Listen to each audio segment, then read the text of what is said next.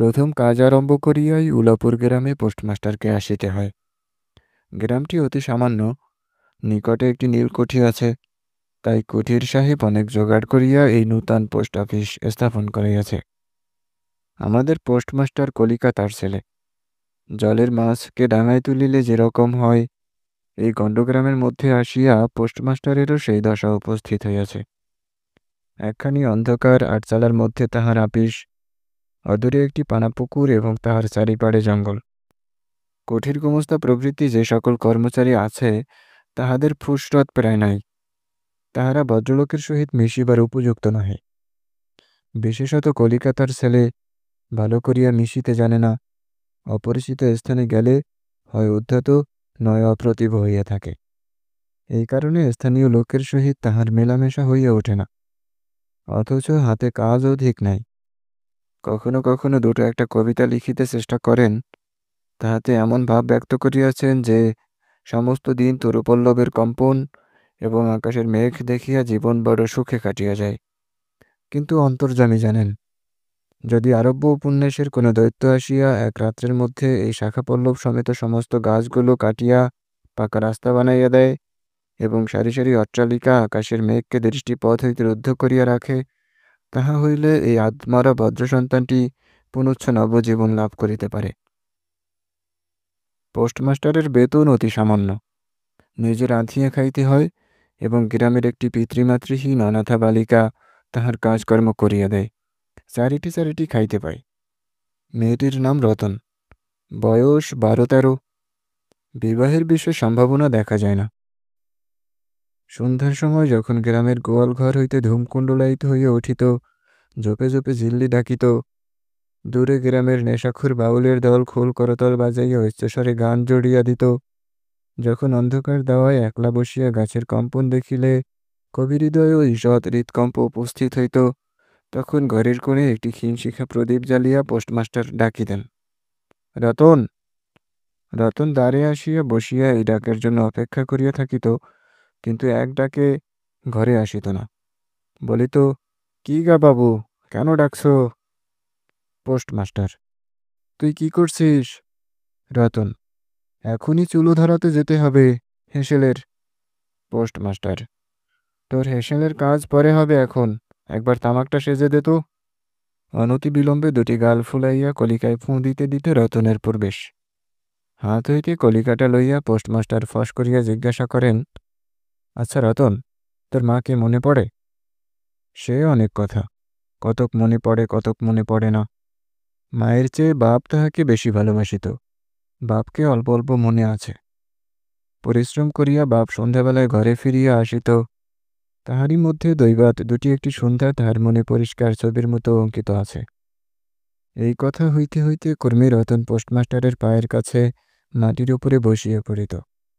মনে পড়িত তাহার একটি ছোট ভাই ছিল। বহু পূর্বেকার বর্ষার দিনে একদিন একটা ডোবার ধারে দুইজনে মিলিয়া গাছের ভাঙা ডালকে ছিপ করিয়া মিশামিশি মাছ ধরা খেলা করিয়াছিল। অনেক গুরুতর ঘটনার চেয়ে সেই কথাটাই তাহার মনে বেশি উদয় হইত। এরূপ কথা প্রসঙ্গে মাঝে মাঝে বেশি রাত হইয়া যাইত, তখন আলস্যকর্মে পোস্টমাস্টারের আর রাঁধিতে ইচ্ছা করিত না। সকালে বাসি ব্যঞ্জ থাকিত এবং রতন তাড়াতাড়ি উনুন ধরাইয়া খান কয়েক রুটি সেঁকিয়া আনিত, তাহাতেই উভয়ের রাত্রের আহার চলিয়া যাইত। একদিন সন্ধ্যাবেলায় সেই বৃহৎ আটচালার কোণে আফিসের কাঠের চৌকির উপরে বসিয়া পোস্টমাস্টারও নিজের ঘরের কথা পাড়িতেন।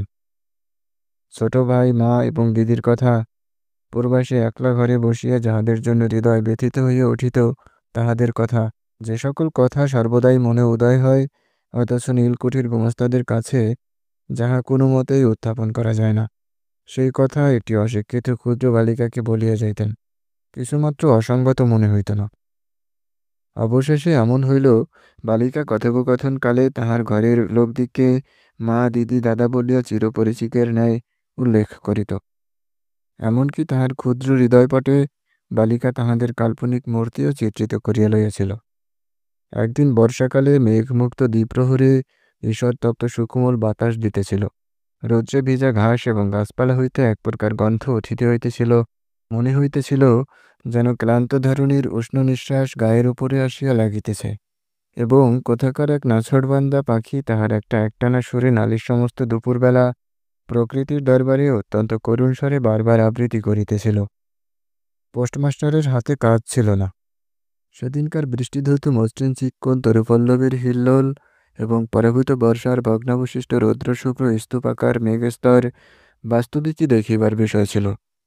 পোস্টমাস্টার তাহা দেখিতেছিলেন এবং ভাবিতেছিলেন, এই সময়ে কাছে একটি কেহ নিতান্ত আপনার লোক থাকিত, হৃদয়ের সহিত একান্ত সংলগ্ন একটি স্নেহপুত্তলী মানবমূর্তি। কর্মে মনে হইতে লাগিল সেই পাখি ওই কথাই বারবার বলিতেছে এবং এই জনহীন তরুচ্ছায়া নিমগ্ন মধ্যাহ্নের পল্লব মর্মরের অর্থ কতকটা ঐরূপ। কেহ বিশ্বাস করে না এবং জানিতেও পায় না, কিন্তু ছোটপল্লীর সামান্য বেতনের সাব পোস্টমাস্টারের মনের গভীর নিস্তব্ধ মধ্যাহ্নে দীর্ঘ ছুটির দিনে এরূপ একটা ভাবের উদয় হইয়া থাকে।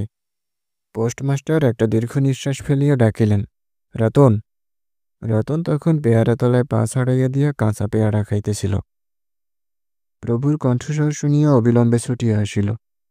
হাঁপাইতে হাঁপাইতে বলিল, দাদাবাবু ডাকছ? পোস্টমাস্টার বলিলেন, তোকে আমি একটু একটু করে পড়তে শেখাবো। বলিয়া সমস্ত দুপুরবেলা তাহাকে লইয়া স্বরে অ স্বরে আ করিলেন এবং এইরূপে অল্পদিনেই যুক্ত অক্ষর উত্তীর্ণ হইলেন। শ্রাবণ মাসে বর্ষণের আর অন্ত নাই। খাল বিল নালা জলে ভরিয়া উঠিল। অহর্নিশি ভেকের ডাক এবং বৃষ্টির শব্দ। গ্রামের রাস্তায় চলাচল প্রায় একেবারে বন্ধ। নৌকায় করিয়া হাটে যাইতে হয়। একদিন প্রাতঃকাল হইতে খুব বাদলা করিয়াছে। পোস্টমাস্টারের ছাত্রীটি অনেকক্ষণ দ্বারের কাছে অপেক্ষা করিয়া বসিয়াছিল, কিন্তু অন্যদিনের মতো যথাসাধ্য নিয়মিত ডাক শুনিতে না পাইয়া আপনি খুঙ্গি পুঁথি লইয়া ধীরে ধীরে ঘরের মধ্যে প্রবেশ করিল। দেখিল পোস্টমাস্টার তাহার খাটিয়ার উপরে শুইয়া আছেন। বিশ্রাম করিতেছেন মনে করিয়া অতি নিঃশব্দে পুনশ্চ ঘর হইতে বাহিরে যাইবার উপক্রম করিল। সহসা শুনিল, রতন।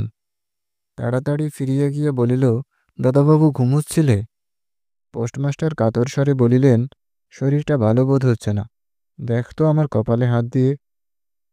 এই নিতান্ত নিঃসঙ্গ প্রবাসে ঘনবর্ষায় রোগকাতর শরীরে একটুখানি সেবা পাইতে ইচ্ছে করে। তপ্ত ললাটের উপর শাখা পড়া কোমল হস্তের স্পর্শ মনে পড়ে। এই ঘোর পূর্বাসে রোগ যন্ত্রণায় স্নেহময়ী নারীরূপে জননীয় দিদি পাশে বসিয়া আছেন, এই কথা মনে করিতে ইচ্ছে করে এবং এ স্থলে প্রবাসীর মনের অভিলাষ ব্যর্থ হইল না। বালিকা রতন আর বালিকা রহিল না। সেই মুহূর্তেই সে জননীর পদ অধিকার করিয়া বসিল।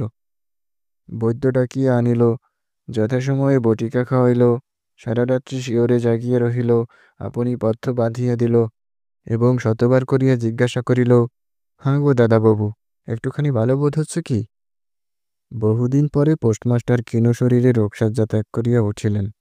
মনে স্থির করিলেন, আর নয়, এখান হইতে কোনো মতে বদলি হইতে হইবে।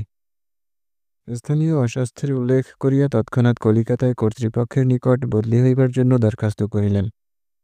রোগসেবা হইতে নিষ্কৃতি পাইয়া রতন দ্বারের বাহিরে আবার তাহার স্বস্থান অধিকার করিল, কিন্তু পূর্ববৎ আর তাহাকে ডাক পড়ে না। মাঝে মাঝে উকি মারিয়া দেখে পোস্টমাস্টার অত্যন্ত অন্যমনস্কভাবে চৌকিতে বসিয়া অথবা খাটিয়া শুইয়া আছেন। রতন যখন আহ্বান প্রত্যাশা করিয়া বসিয়া আছে, তিনি তখন অধীর চিত্তে তাহার দরখাস্তের উত্তর প্রতীক্ষা করিতেছেন। বালিকা দ্বারের বাহিরে বসিয়া সহস্রবার করিয়া তাহার পুরানো পড়া পড়িল।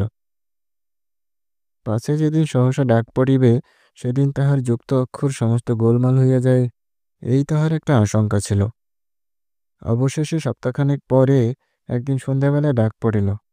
উদ্বেলিত হৃদয়ে রতন গৃহের মধ্যে প্রবেশ করিয়া বলিল, দাদাবাবু, আমাকে ডাকছিলে? পোস্টমাস্টার বলিলেন, রতন, কালই আমি যাচ্ছি। রতন, কোথায় যাচ্ছ দাদাবাবু? পোস্টমাস্টার, বাড়ি যাচ্ছি। রতন, আবার কবে আসবে? পোস্টমাস্টার, আর আসব না। রতন আর কোনো কথা জিজ্ঞাসা করিল না। পোস্টমাস্টার আপনি তাহাকে বলিলেন, তিনি বদলির জন্য দরখাস্ত করিয়াছিলেন, দরখাস্ত নামঞ্জুর হইয়াছে, তাই তিনি কাজে জবাব দিয়া বাড়ি যাইতেছেন। অনেকক্ষণ আর কেহ কোনো কথা কহিল না। মিটমিট করিয়া প্রদীপ জ্বলিতে লাগিল এবং এক স্থানে ঘরের জীর্ণ চাল ভেদ করিয়া একটি মাটির সরের উপরে টপ টপ করিয়া বৃষ্টির জল পড়িতে লাগিল। কিছুক্ষণ পরেই রতন আস্তে আস্তে উঠিয়া রান্নাঘরে রুটি গড়িতে গেল। অন্যদিনের মতো তেমন চটপট হইল না। বোধ করি মধ্যে মধ্যে মাথায় অনেক ভাবনা উদয় হইয়াছিল।